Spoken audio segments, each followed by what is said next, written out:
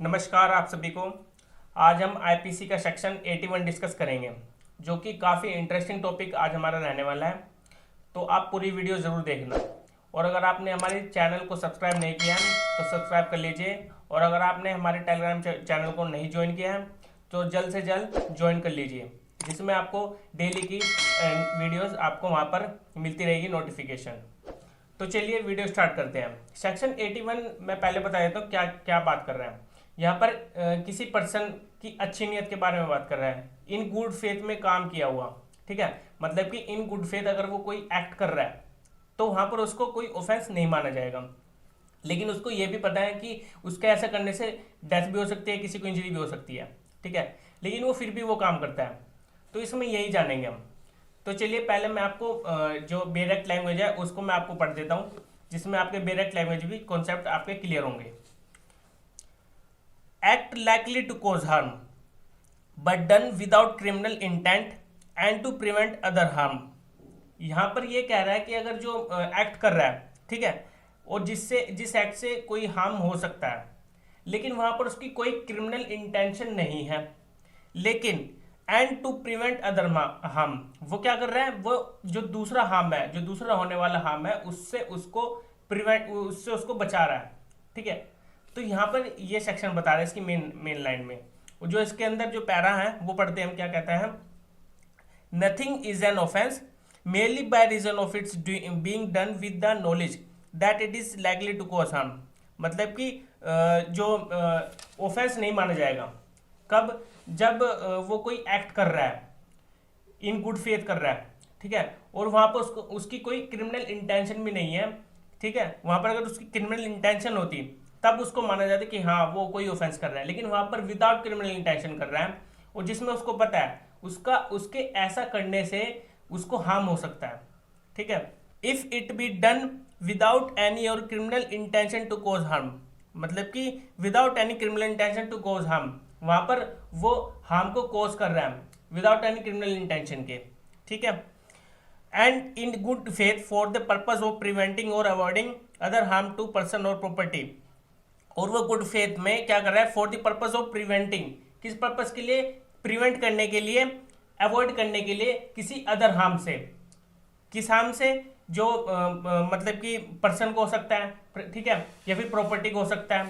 तो यहाँ पर किसी प्रॉपर्टी, किसी पर्सन को बचाने के लिए हार्म कर सकता है। ठीक है, किसी दूसरे प्रिवेंट जो भी होने वाले हैं वहां पर दुर्घटना, उससे बचाने के लिए। इसका एग्जाम्पल मैं आपको बता देता हूं। मान लीजिए अगर किसी बिल्डिंग में कोई आग लगी है, ठीक है, और उस बिल्डिंग में काफ़ी लोग फंसे हुए हैं। एक लेडीज़ है, वो अपनी बेटी को बचाने के लिए क्या करती है, उसको ऊपर की मंजिल से फेंक देती है आग से बचाने के लिए। ठीक है, और फिर वो लेडीज़ भी वहाँ से कूदकर अपने आप की जान बचा लेती है, लेकिन वो खुद की जान तो बचा लेते हैं, लेकिन वो अपनी बेटी की जान नहीं बचा पाती। तो फिर वहाँ पर यह नहीं माना जाएगा कि उसने कोई ऑफेंस किया है। उसने गुड फेथ में अपनी जान बचाने के लिए और अपनी बेटी की जान बचाने के लिए उसने वहाँ से अपनी बेटी को फेंक दिया था। ठीक है, और वो खुद भी कूद गई थी वहाँ से, लेकिन उसकी बेटी नहीं बची। तो फिर वो उसने गुड फेथ में काम किया था, ठीक है, उस आग से बचाने के लिए। ठीक है, ये सेक्शन यही बता रहा है, सेक्शन 81। और एक केस आपको मैं एक और बता देता हूँ। एक केस था जो कि काफ़ी इंटरेस्टिंग केस था। 4 पर्सन थे, 4 पर्सन अपनी बोट में कहाँ पर जा रहे थे, वो समुद्र में ऐसे ही घूमने के लिए जा रहे थे। तो वहाँ पर क्या हुआ, वो रास्ता वहाँ पर भटक गए उस समुद्र में। ठीक है, तो समुद्र में रास्ता भटकने के कारण तो फिर वहाँ पर जो काफ़ी टाइम तक वो वहीं पर रहे, उनके पास कोई खाने पीने को कुछ नहीं था। तो फिर वहाँ पर उन 4 में से एक पर्सन का क्या हुआ, वो बीमार था काफ़ी। ठीक है, तो जो 3 पर्सन थे, तीनों पर्सन ने मिलकर क्या किया, अपनी भूख को मिटाने के लिए उसकी डेथ कोज कर दी, और उसकी डेथ करके उन्होंने उसको खा लिया। ठीक है, क्योंकि उनको अपने आप को बचाना था। अपने आप को बचाने के लिए, अपनी भूख को मिटाने के लिए उन्होंने उस जो बीमार व्यक्ति था उसको मतलब कि खा लिया था। तो फिर वहाँ पर ये नहीं होगा कि उसने कोई ऑफेंस किया है। ठीक है, और कोर्ट का ये भी जजमेंट आया था कि उन्होंने जो एक बीमार व्यक्ति था वो भी खुद तड़प ही रहा था एक किस्म से, तो इसी वजह से उन्होंने उसको खा लिया। ठीक है, और वो काफ़ी कमज़ोर हो रहा था। तो फिर वो वैसे भी उसकी डेथ होनी थी, तो इसी वजह से उन्होंने अपने आप को, उन तीनों ने अपने आप को बचाने के लिए उस पर्सन को वहाँ पर खा लिया।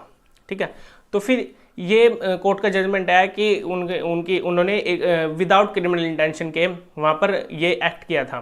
ठीक है, क्योंकि वहाँ पर उनकी कोई क्रिमिनल इंटेंशन भी नहीं थी, उन्होंने गुड फेथ में ये एक्ट किया। तो ये सेक्शन 81 का वहाँ पर उनको डिफेंस मिला था। एक्सप्लेनेशन आप इसमें पढ़ लीजिए, एक्सप्लेनेशन क्या बोल रही है। It is a question of fact in such a case whether the harm to be prevented or avoided was of such a nature and so imminent as to justify or excuse the risk of doing the act with the knowledge that it was likely to cause harm. यहाँ पर जो explanation है वो simply यही बताने की कोशिश कर रही है कि जो उन्होंने जो हार्म किया है, ठीक है, उन्होंने प्रिवेंट करने के लिए, किसी को अवॉइड करने के लिए जो भी इंजरी होनी थी, ठीक है, जिसमें इमिनेंट इंजरी होनी थी, मतलब कि इमिनेंटली वो एकदम से कोई एक्ट करना पड़ गया, ठीक है, जो कि उसको वहाँ पर एक्सक्यूज मिलेगा, वो जस्टिफाई है।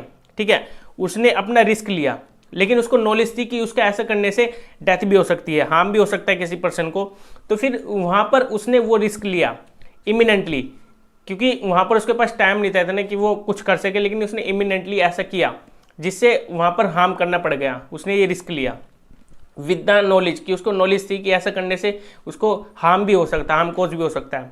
तो ये एक्सप्लेनेशन ये बता रही है वहाँ पर वो जस्टिफाई है और एक्सक्यूजेबल है। ठीक है, तो ये एक्सप्लेनेशन बता रही है। और एक इलस्ट्रेशन, इसमें 2 इलस्ट्रेशन दी गई है, और जो इलस्ट्रेशन है, इलस्ट्रेशन का मतलब कोई उदाहरण। ठीक है, तो इसमें पहला हम इलस्ट्रेशन पढ़ते, क्या कहता है। A the captain of a steam vessel suddenly and without any fault or negligence on his part finds himself in such a position that before he can stop his vessel he must inevitably run down a boat B with 20 or 30 passengers on board unless he changes the courses of his vessel, and that by changing his course he must incur risk of running down a boat C with only 2 passengers on board, which he may possibly clear her if A alter his course without any to run down that boat C and in good faith for the purpose of avoiding the danger to the passenger in the boat B. He is not guilty of an offence, though he may run down the boat C by doing an act which he knew he was likely to cause that effect if it be found as a matter of fact that the danger which he intended to avoid was such as to excuse him in incurring the risk of running down the boat C. जो illustration ए बता रही है वो यही बताने की कोशिश कर रही है कि जो इसमें कैप्टन था शिप का, ठीक है, शिप का जो कैप्टन था वो वहाँ पर नेग्लिजेंटली, मतलब कि उसका कोई ऑफेंस नहीं माना जाएगा, जो भी उसका वहाँ पर फॉल्ट था, जो भी उसने नेग्लेंस किया है ऑन हिज पार्ट। ठीक है, क्योंकि वहाँ पर उसने क्या सिंपल लैंग्वेज में मैं आपको ये इलस्ट्रेशन बता रहा हूँ क्या था इसमें। इसको कैप्टन था, वो शिप का कैप्टन था, जो पानी में चलने वाले वेसल्स होते हैं उसका। तो फिर वहाँ पर वो क्या था वहाँ पर कि सामने से एक बोट आ रही थी, 20 से 30 वहाँ पर पर्सन थे उस बोट में, लेकिन वो उसके सामने ही थी। जो वेसल था, जो शिप का कैप्टन था, उसी शिप के कैप्टन के जो शिप थी उसके सामने ही वो बोट थी, थोड़ा सा आगे चलकर, लेकिन उसमें 20 से 30 पैसेंजर थे।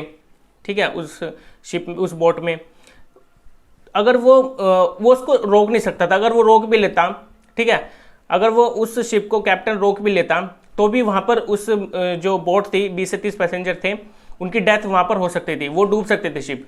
ठीक है, उस शिप के डूबने से वहाँ पर 20 से 30 पैसेंजर की वहाँ पर डेथ हो जाती। ठीक है, तो फिर उस कैप्टन ने, शिप के कैप्टन ने क्या सोचा, अगर मैं इसको मोड़ूंगा, मोड़ने पर क्या होगा, जो दूसरी साइड से बोट आ रही थी वहाँ पर उनकी डेथ कोज हो सकती है, क्योंकि उस बोट में 2 पर्सन थे। ठीक है, वो छोटी बोट थी, इसी वजह से वहाँ पर 2 पर्सन थे, और उन 2 अगर वो मोड़ेगा तो फिर उन 2 पर्सन की डेथ हो सकती है वहाँ पर। ठीक है, तो उस जो कैप्टन था शिप का, उसने क्या करा, उन 20 से 30 बोट वालों को बचाने के लिए उसने अपनी शिप को मोड़ लिया। ठीक है, उस शिप को मोड़ने के चक्कर में वहाँ पर जो 2 पर्सन थे, उसने बहुत कोशिश की उनको बचाया जाए, उन दो जो पर्सन थे उस बोट को भी बचाया जाए। उसकी कोई क्रिमिनल इंटेंशन भी नहीं थी वहाँ पर, उसने गुड फेथ में वहाँ पर काम किया, उसने मोड़ ली अब उन 20 जो सामने उनके बोट थी 20 से 30 जिसमें पैसेंजर थे, उनको बचाने के लिए उसने अपनी शिप को मोड़ लिया। मोड़ने पर जो दो पर्सन थे जिस बोट में, उनकी वहाँ पर डेथ हो गई। यहाँ पर सी, यहाँ पर एग्जाम्पल है ना जो, इसमें ये वो सी बोट थी, ठीक है, और जो बी बोट थी जो उनके सामने थी, ठीक है। तो ये आप इलस्ट्रेशन को आप अच्छे से समझ लेना, इसको आप एक बार पढ़ लेना। वैसे मैंने आपको सिंपल लैंग्वेज में आपको बता दिया, आपको ये समझ आ ही गया होगा, ठीक है। उसने कैप्टन ने गुड फेथ में वहाँ पर काम किया, ठीक है। वहाँ पर 20 से 30% को पैसेंजर्स जो थे बोट के, उनको बचाया। वहाँ पर जो 2% थे उनकी वहाँ पर डेथ कोज हो गई, लेकिन वो उसकी क्रिमिनल इंटेंशन वहाँ पर बिल्कुल नहीं थी। उसने गुड फेथ में वहाँ पर एक्ट किया, और उसे ये भी पता था कि ऐसा करने से वहाँ पर डेथ कोज हो सकती है, हार्म हो सकता है किसी को, तो फिर उसने वो एक्ट किया, लेकिन गुड फेथ में। तो ये एक इलस्ट्रेशन हो गया। अब बी इलस्ट्रेशन देखते क्या कहती है। A in a great fire pulls down houses in order to prevent the conflagration from spreading. He does this with the intention in good faith of saving human life or property. Her, if it be found that the harm to be prevented was of such a nature and so imminent as to excuse A's act, A is not guilty of the offense. तो ये जो B illustration है, B illustration यहाँ पर simple language में ये बताने की कोशिश कर रहा है कि जो एक घर में आग लग जाती है, मान लीजिए ये इसी इलस्ट्रेशन के बारे में बता रहा हूँ मैं, बी इलस्ट्रेशन है जो, इसी के सिंपल लैंग्वेज में आपको बताने की कोशिश कर रहा हूँ। मान लीजिए अगर किसी घर में आग लग गई है, ठीक है, उस घर में आग लगने के कारण जो वहाँ पर पर्सन था, ठीक है, उसने क्या करा, उसकी छत को गिरा दिया, ठीक है, ताकि दूसरी घरों में जो दूसरे घर थे उसके अटैच में थे, वहाँ पर आग ना लग सके, ठीक है। उसको गिराने से वहाँ पर आग बुझ जाएगी, उसने ये सोचा, जो छत थी, छत को गिराने से वहाँ पर आग बुझ जाएगी। तो फिर वहाँ पर इस पर्सन ने क्या करा, उस छत को गिरा दिया, ठीक है, उसने प्रॉपर्टी को डैमेज किया एक किस्म से, लेकिन किस लिए किया, गुड फेथ में किया, ताकि किसी को हार्म ना पहुंचे, किसी व्यक्ति को वहां पर जान ना जाए, ठीक है। तो उसने क्या करा है, उस छत को गिरा दिया, ठीक है। तो फिर वहां पर जो दूसरे घर थे उन घरों को भी बचाया उसने, ताकि दूसरे घरों में आग ना लग सके। तो इसका ये इलस्ट्रेशन था कि उसने गुड फेथ में वहां पर काम किया, उस आग से बचाने के लिए दूसरे घरों को। तो ये मतलब कि आग फैलने से बचाया है उसने। ये हमारी ए और बी जो इलस्ट्रेशन थी काफ़ी इंपॉर्टेंट थी, इस जो हमने सेक्शन पढ़ा 81 इसको समझाने के लिए सिंपल लैंग्वेज में। हालांकि आपको ये समझ आ गया होगा सेक्शन 81। अगर आपको कोई भी डाउट होता है तो आप मेरे टेलीग्राम चैनल पर ज्वाइन हो सकते हैं, जिसमें आप मुझसे डिस्कस कर सकते हैं डायरेक्टली, ठीक है। मैं आपको उसके सवाल जवाब जो भी है आपके, वो मैं आपको आंसर दूंगा, ठीक है। अगर आपको हमारे टेलीग्राम चैनल को नहीं ज्वाइन किया तो जल्द से जल्द कर लीजिए। अब हम मिलते हैं अपनी नेक्स्ट वीडियो में। Okay bye.